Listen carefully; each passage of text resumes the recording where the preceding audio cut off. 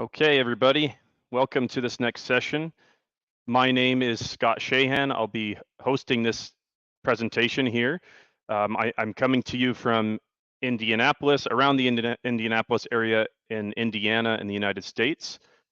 And for our two presenters, we have Gabriel Byman, who is going to be presenting to you today from Elektrobit, and also Ionut Racaru, also from Elektrobit. So before we get into your guys's bio and I'll introduce your talk, just wanted to mention also in this worldwide conference, it's very neat. I know we have both of you coming from different countries over in the EU. Oulu, Finland, that's where Gabriel is coming from. And then Ionut, you're also coming from Brasov, Romania. So we are, with the power of the internet, we have a very unique conference, and all of us are coming in from all over the world. I really enjoy it. I saw the audience was giving some emoji reactions. Yes, please give these guys plenty of emoji reactions, and add a question on the Q&A tab. Upvote those questions. The best questions we will take in a sequential order from the highest votes at the end, the last 8 minutes or so of this presentation. So let me read and introduce our speakers here. So this presentation is on secure isolation, and it dives into the critical role of secure isolation in modern secure architectures. The focus will be on how isolation is achieved in software, particularly through operating systems and hypervisors, and the challenges of providing hardware security module services to multiple virtual machines. We're joined by Gabriel Byman, who is a senior cybersecurity product manager at Elektrobit, and Ionut Racaru, who's also a senior expert in cybersecurity at Elektrobit. So I will get off the stage, and gentlemen, I look forward to hearing from you, and I will come back at the question and answer. Thank you, Scott. Hello, it has been quite a fantastic event thus far. It is our pleasure to have the opportunity with Ionut to introduce you to the topic of secure isolation.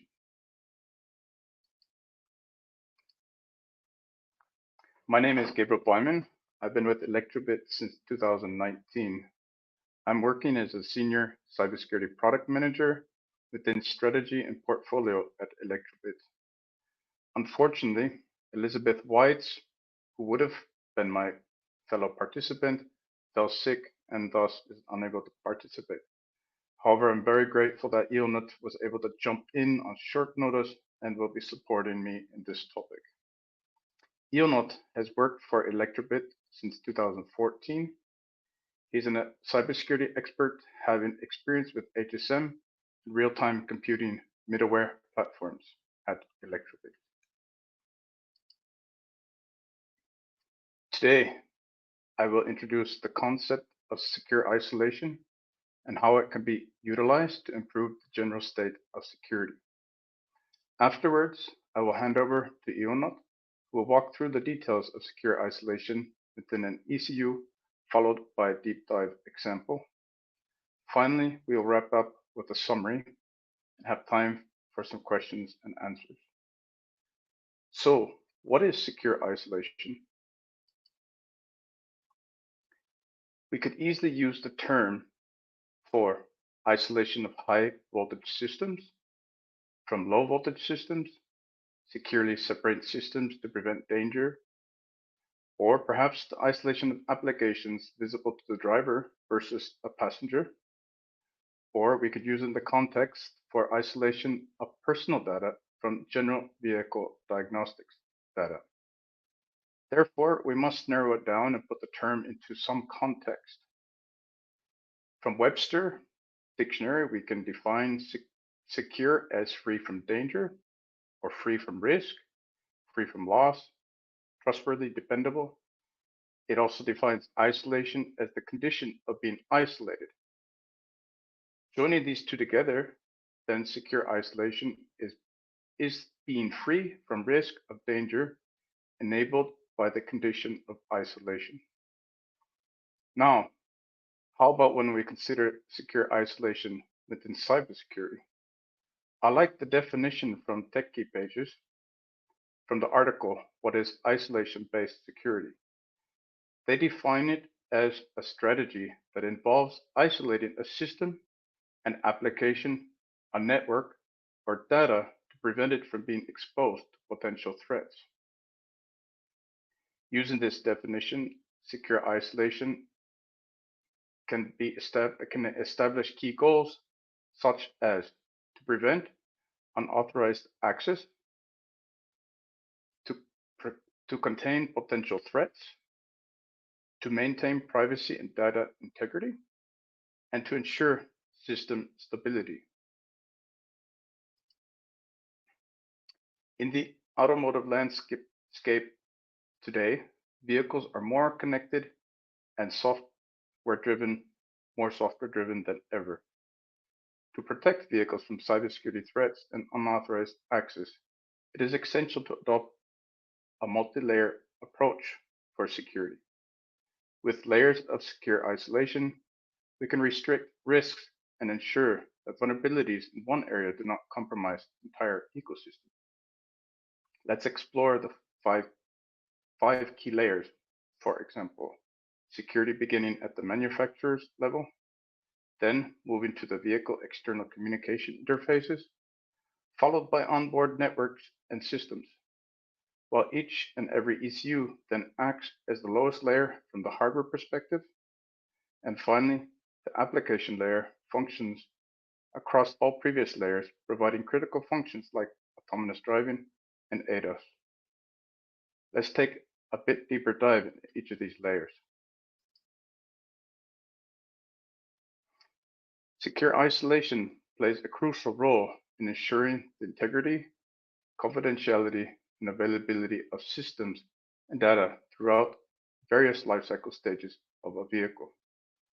During vehicle development, manufacturers follow stringent coding practices to prevent vulnerabilities. For example, implementing secure coding techniques at using secure isolation to prevent hackers from exploiting weak points in the vehicle's software, or ensuring only authorized personnel can alter critical source code. For instance, a robust version control system with multi-factor authentication and separation of critical software like HSM versus application software with permissions in place to restrict those for the critical software. During manufacturing, critical manufacturing data such as encryption keys or hardware configurations are isolated to protect against breaches. For example, vehicle encryption keys used in engine control are stored on a separate, secure server, ensuring that even if other systems are compromised, this sensitive data remains protected. Security protocols during production also prevent tampering. For instance, assembly lines are equipped with secure access controls, meaning only authorized personnel can modify or install software on ECUs, preventing the introduction of malicious firmware into vehicles. During the vehicle operation, vehicles use encryption to protect data transmitted between the car and external services. An example would be encrypted over-the-air software updates, ensuring the hackers cannot intercept or update that improve vehicle performance or secure feature. Each vehicle system, such as braking or steering, is secured individually. Take, for example, firewalls. Intrusion detection systems are installed in the vehicle onboard network to prevent hackers from gaining control of braking systems via the infotainment system. In offboard infrastructure, cloud-based systems are used to monitor vehicle networks for signs of cybersecurity attacks. For example, if unused data traffic patterns are detected in a fleet of connected cars, the manufacturer's systems can flag it as suspicious, respond immediately, restricting part of the fleet or the whole fleet. Manufacturers securely manage software updates and diagnostics for entire fleets. For instance, in electric vehicle fleets, software updates can be pushed remotely to all cars while ensuring the update process is protected from tampering preventing any malicious code from compromising the fleet.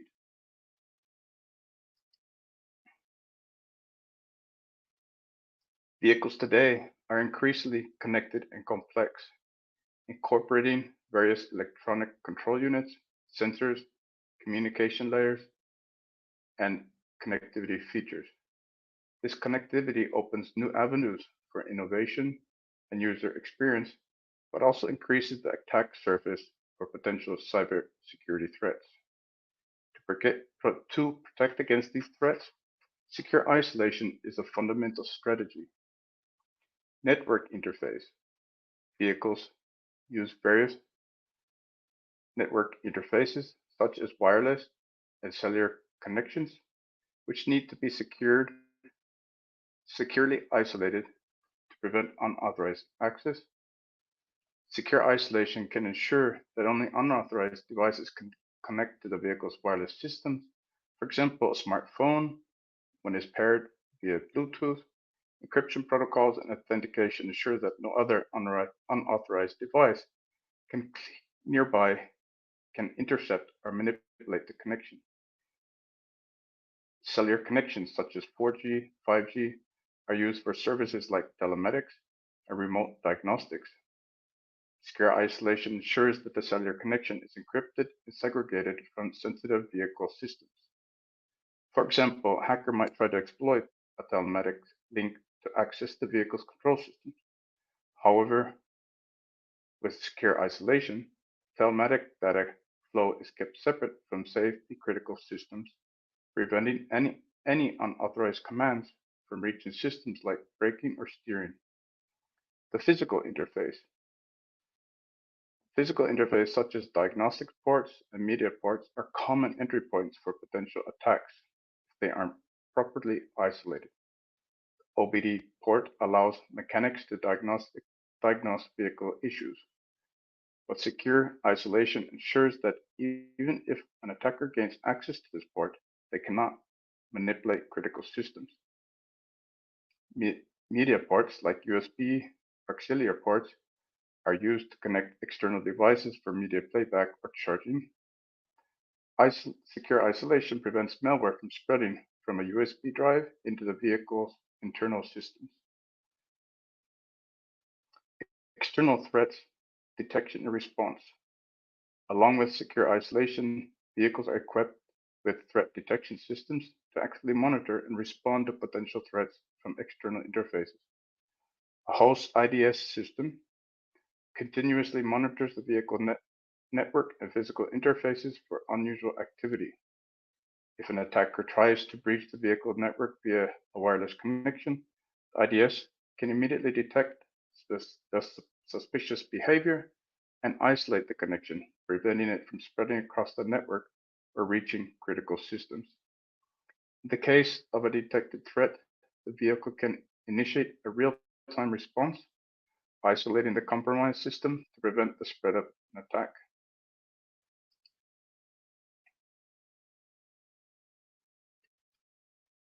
At the onboard level, secure isolation in a vehicle focuses on protecting its internal systems and components from potential threats that could originate within the vehicle itself or via external interfaces.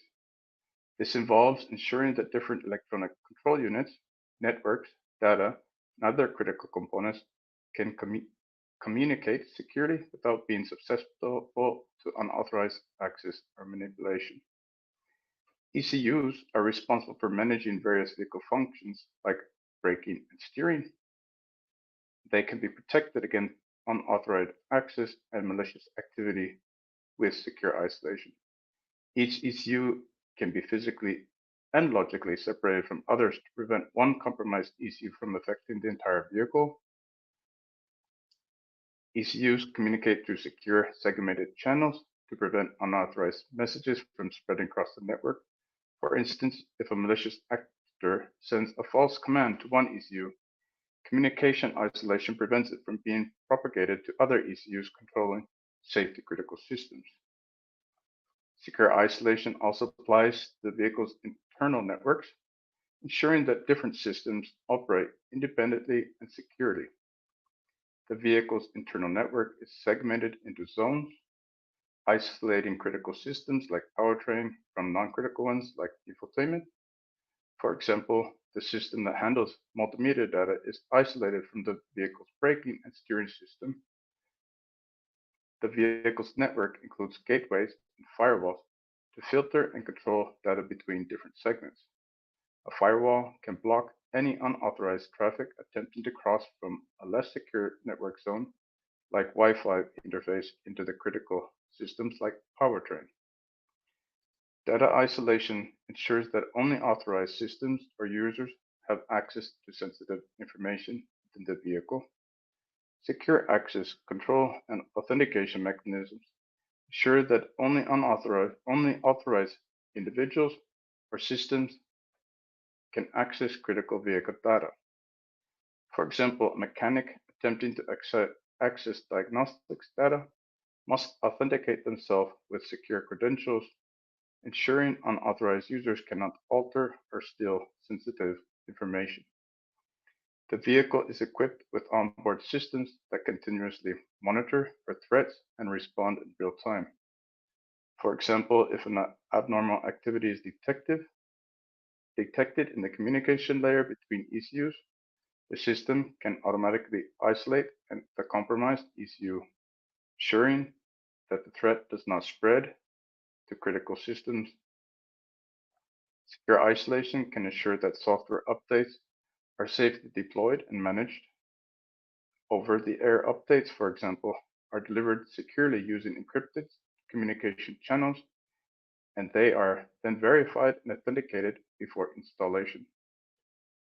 This prevents malicious actors from introducing harmful software into the vehicle systems.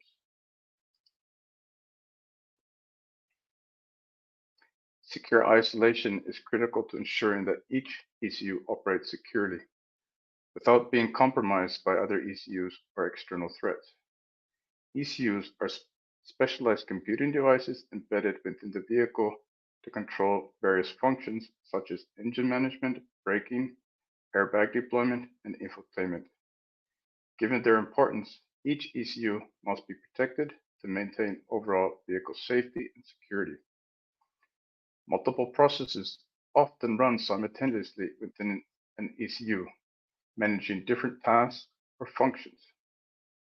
Secure process isolation ensures that these processes are separated, so failure or compromise in one process does not affect the others within the same ECU. For example, an ECU responsible for engine control may simultaneously handle processes related to fuel injection, ignition, timing, and throttle control. If one process related to fuel injection encounters a bug or malicious attack, secure process isolation can ensure that this malfunction will not interfere with the process controlling ignition, timing, or throttle, thus maintaining overall engine performance and safety. ECUs must be able to communicate with each other while maintaining strict separation between critical and non-critical systems. For instance, even though ECUs share the same network, secure communication isolation ensures that safety-critical ECUs, like those managing braking, only communicate with authorized systems and reject any unauthorized commands from non-critical systems. Data isolation ensures that sensitive information processed by one ECU cannot be accessed by other ECUs without proper authorization. For example, the ECU controlling airbag deployment may store sensitive calibration data that other systems should not access. Secure isolation protects this data, preventing unauthorized access or modification by less critical applications or processes. ECUs are also equipped with hardware-based security features to further enhance isolation. A secure enclave is a protected hardware area within the ECU for storing sensitive information like encryption keys. For example, if an ECU is responsible for secure communication, the encryption keys are stored within the secure enclave, making them inaccessible to the ECU's general processes, ensuring that they remain safe even if the ECU is compromised. Memory protection mechanisms ensure that applications or processes within ECUs cannot access each other's memory space. For example, if a malfunctioning application in the ECU attempts to access restricted memory areas, the memory protection unit will block it, preventing data leakage or corruption. Applications running on the ECU are also isolated and protected from potential threats. Applications are sandboxed, meaning each run in a controlled environment. For instance, if an app handling non-critical vehicle diagnostics becomes compromised, sandboxing ensures it cannot impact other core applications, like the ones managing vehicle dynamics or engine control, protecting the ECU's overall functionality.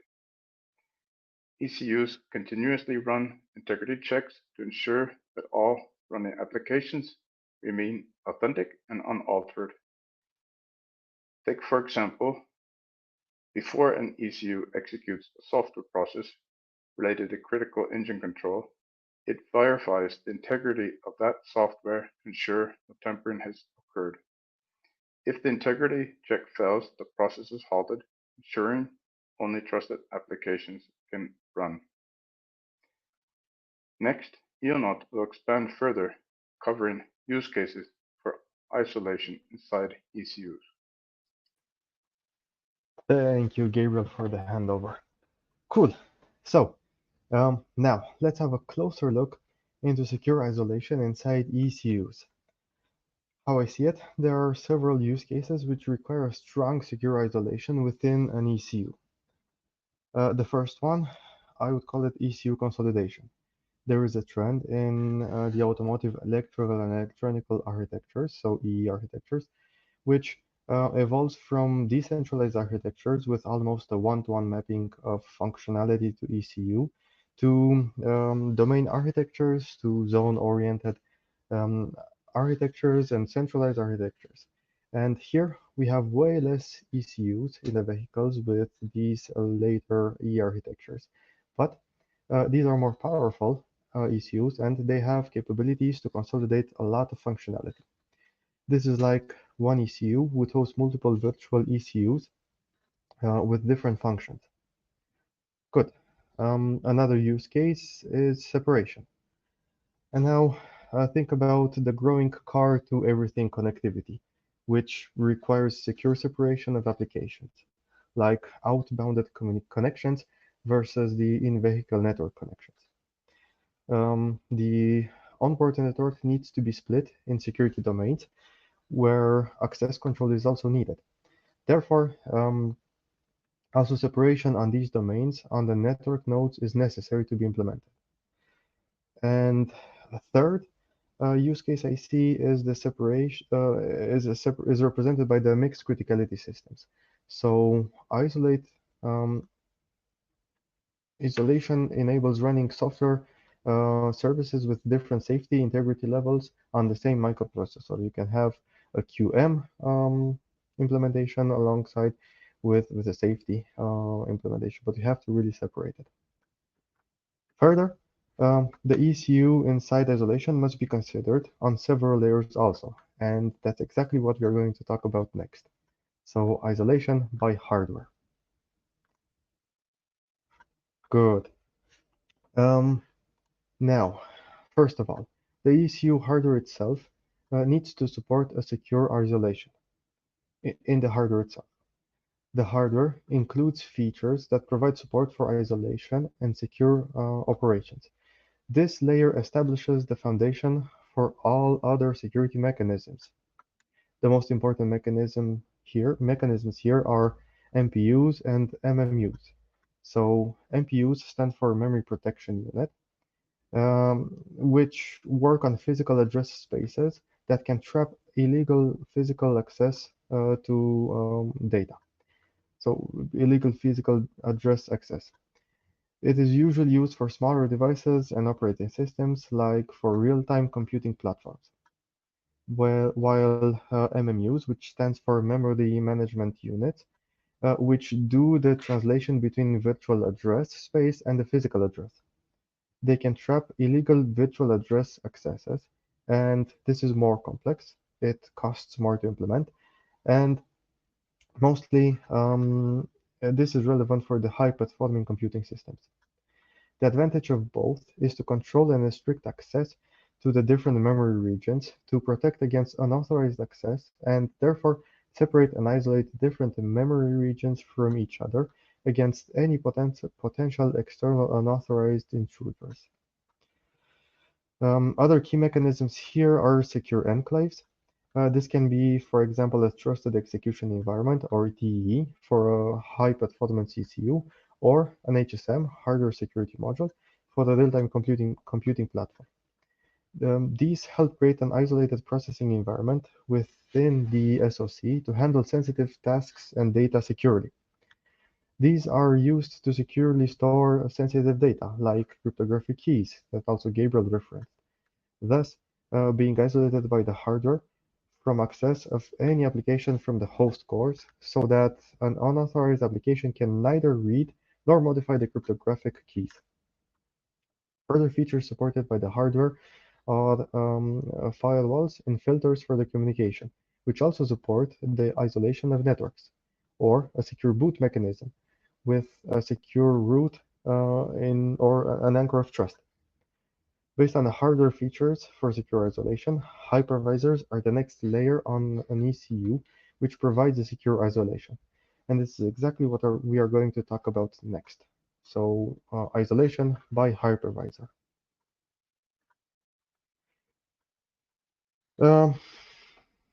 Hypervisors and virtualization.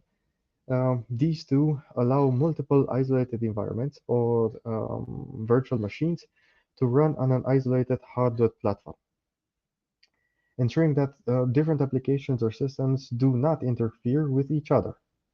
Hypervisors manage and isolate virtual machines on the same hardware, each running independent operating systems and applications.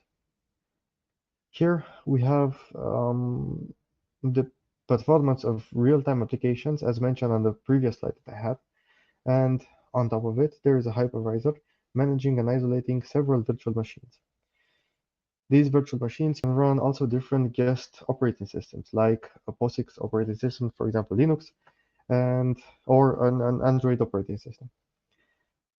Where we look at also at smaller RTC platforms, there can also run AUTOSAR classic operating systems inside these virtual machines that we can definitely create.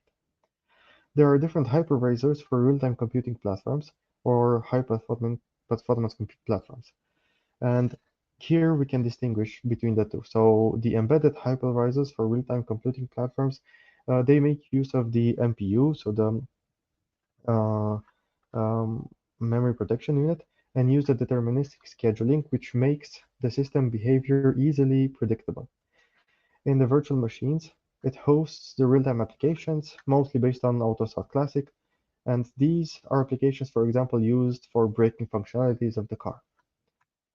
Now, for hypervisors for high-performance computers, these make use of the available MMUs. They have a dynamic scheduling. The scheduler adapts to the system load dynamically. On HPCs, high-performance computing platforms, the virtual machines host dynamic applications with a POSIX operating system, for example, compliant to AUTOSAR, adaptive AUTOSAR. The hypervisors might be used to run separate virtual machines for the infotainment, telematics, or advanced driver assistance systems, ensuring that a compromise in the environment virtual machine in the infotainment virtual machine does not affect the safety criticality of an ADAS virtual machine, for example. And here, there might be as well a safety partition with a platform monitoring, which supervises the health of the system. The Linux operating system can also host, for example, containers to run applications for further isolation, sharing the same OS kernel but isolating dependencies and application code. And this is also something that we'll speak about a bit later. But for now, I would like also to say that specifically secure applications can also be hosted inside the secure enclaves, like the TEE, Trusted Environment Execution, or the HSM. So They are isolated from the application on the host cores and ensure their secure execution and the protection of the handled data within. The secure enclaves provide secure services to the application on the host cores. What we can also see on this slide is that there is one HSM which must provide its services to multiple virtual machines on the host side. And this is really a challenge, especially for real-time operating systems. Therefore, on the next slide, we will have a deep dive into a possible solution. Good. As you can see, this is not something easy, so please bear with me here. We have here our deep dive example that we are implementing in Elektrobit for our customers. We are looking here at a real-time SoC, like for example the Infineon Audix Striker family, with real-time application cores on the left side hosting an embedded hypervisor and a hardware security module on the right side, which is running its own HSM firmware. The host HSM secures services which must be provided to multiple virtual machines running on the application cores. So, challenges here are especially the granularity of the shared RAM partitions to have dedicated read-write access control to multiple virtual machines and priority models to prioritize services for multiple virtual machines. In every virtual machine hosted by the hypervisor that we see here, there can be several software components which want to make use of these secure services. Therefore, each virtual machine has an instance of the crypto driver which manages the interactions with the HSM. For every physical core, no matter how many cores are inside or assigned to a virtual machine, there is a logical queue defined for secure services from the software components. For every core, there is a physical channel also. The channel interacts with the HSM core to isolate the interactions and the data exchanged with the HSMs between the different virtual machines. A physical channel consists of HSM's communication peripheral and a shared memory between the HSMs and the application core. The implementation of the HSM communication peripheral depends also on the target hardware. So it's distinct from one hardware to another depending on what is being used. Hardware variants are providing typically some hardware level registers for this event-based communication. Writing to the registers triggers an interrupt to the HSM directly. In addition to that, it is also needed to use the shared RAM memory to exchange the data which does not fit to the hardware communication registers. And each virtual machine has direct access to an HSM communication peripheral via HSM bridge registers or mailboxes. And also they have access to the system RAM. The communication channels are protected by the embedded hypervisors bus level separation kernel here. It is the hypervisor software that runs during startup to program the bus level protection mechanisms where the bus is the interconnect that connects the different CPU cores, DMAs, devices, RAM, etc. It achieves access restriction with physical separation of resources, CPU cores, RAM, NVM memory, communication buses, and so on. The access restrictions are set at every boot time and executed in a hypervisor mode, EL2, during every startup. And now this is the important part. Within a virtual machine, a physical channel is mapped to a logical channel. For example, physical and logical channels have a one-to-one mapping. The logical channels are protected by partitions, and each logical partition is mapped to an individual partition. In application context, the logical channel to the physical channel mapping, which is a one-to-one, it is static. So we have a static here mapping. Physical channels are isolated across virtual machines by the embedded hypervisor. The RAM within physical channels is dedicated for a virtual machine. The communication registers within physical channels is also dedicated for every virtual machine. Access to the communication registers shall be restricted. And also, please keep in mind that HSMs contain several levels of priorities. Crypto drivers map the crypto service jobs priority of the software components to these priority levels within the HSM. Jobs with the same priority level are handled in dedicated queues, and each priority level has its own queue with a depth which is equal to the number of logical channels that exists there. The HSM serves the crypto jobs based on these priority levels and overall model schema. And yeah, this was really a lot to speak about, but this was like the main attraction of our presentation, how we are doing this in practice. And this is a live example of how we are achieving this. So I promised you one step back that we are also going to look at isolation by OS and application level. And this is exactly what my next slide is all about. And here I'm just going to spend 2 words about so that we also have time for the Q&A session at the end. So operating systems, how to achieve isolation by operating system. So the operating system layer enforces isolation between different software components, managing system resources securely and ensuring stable and secure operations. And the key mechanisms to do that are via containerization. This is always a hard word. Basically, we use containers to run applications in isolated environments, sharing the same OS kernel but isolating dependencies and application code. And then containers can be used for a plethora of things like enforcing software component isolation and well-defined resource boundaries, or isolating user space from base systems and from each other, or restricting strictly confining at all levels with shared resources where possible, like RAM, CPU, disk, and networking. Another key mechanism here could be process and memory isolation. So each software process runs in its own memory space, isolated from others, preventing data leakages or tampering. Another key mechanism could be access control policies. We implement policies that restrict access to the system resources and ensure only authorized processes can interact with critical components. And then last one here, the kernel level security feature. We use features like mandatory access controls, so MAC, SE Linux, or App Armor to enforce security policies at the OS level. And when it comes to application level isolation, so the description here will be to secure isolation at the application layer ensures that the different applications cannot interfere with each other and are limited in what they can control and access. And key mechanisms to achieve this are sandboxing. We run applications in isolated environments with restricted access to system resources and data, or application whitelisting and verification. We ensure that only authorized applications can run on the system, preventing the execution of malicious or unapproved software. And last but not least, access control and permission settings. So we define and enforce access control to restrict applications access to sensitive data and system functionalities.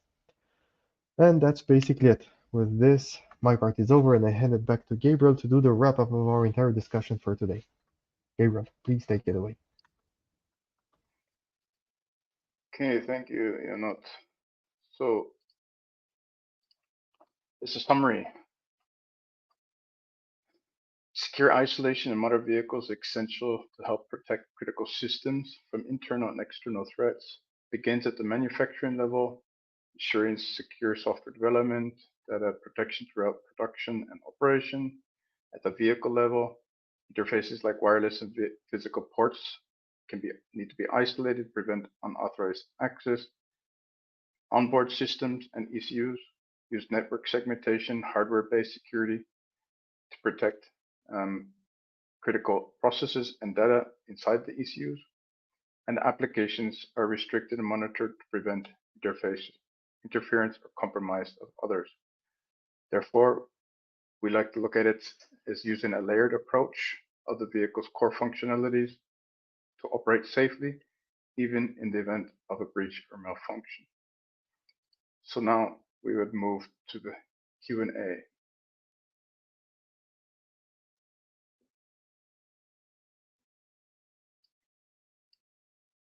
Okay. Thank you both very much for the presentation.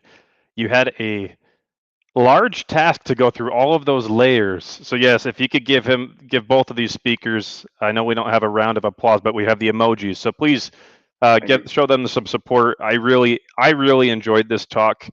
I've been looking forward to, and even I had some scoping calls yesterday where I was referencing this talk. I was like, I'm looking forward to this talk and to hearing about all these layers of isolation in the vehicle. And you covered I like that you covered manufacturing all the way down to, all the way to the application layer. And wow, there's a lot of security isolation as you talked about.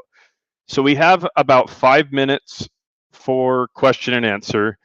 And if the audience could please upvote the questions, there's a few on there, but we're only going to have time for about 2 to 3. So I will start with one.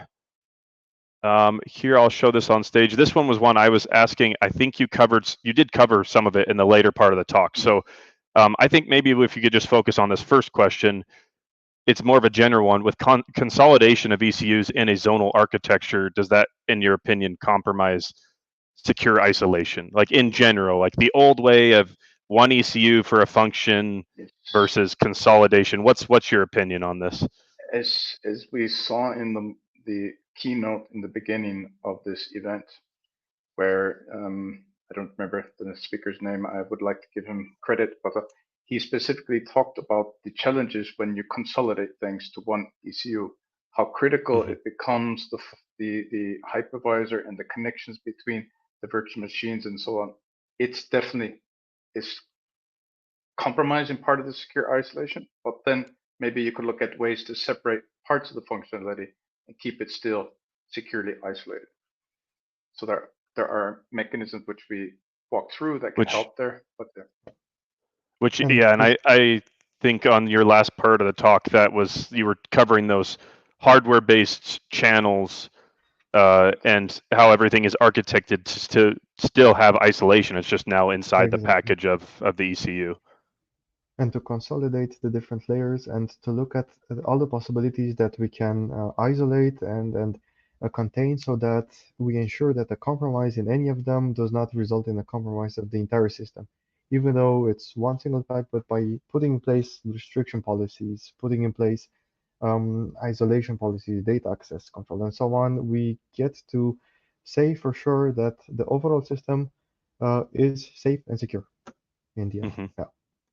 Excellent. Okay, we'll go to the next question from Santosh from Germany. Can we also run an application just to analyze the outputs only values before we deploy it as a functional app, so that we can analyze the application performance and modify it before we make it available to the user or driver? I think this might be in reference to the hypervisor control of maybe trying to figure out which application is taking what resources from your system. But I'll ask this. I don't know which one of you wants to address this one. Take a stab, Ionut? Yeah, I can try to do it. So definitely, hardware resources are monitored. We can and we should check at integration level what is the performance, how are our application, what's the memory consumption, especially in real-time operating systems. This is highly monitored and checked thoroughly before deploying into production.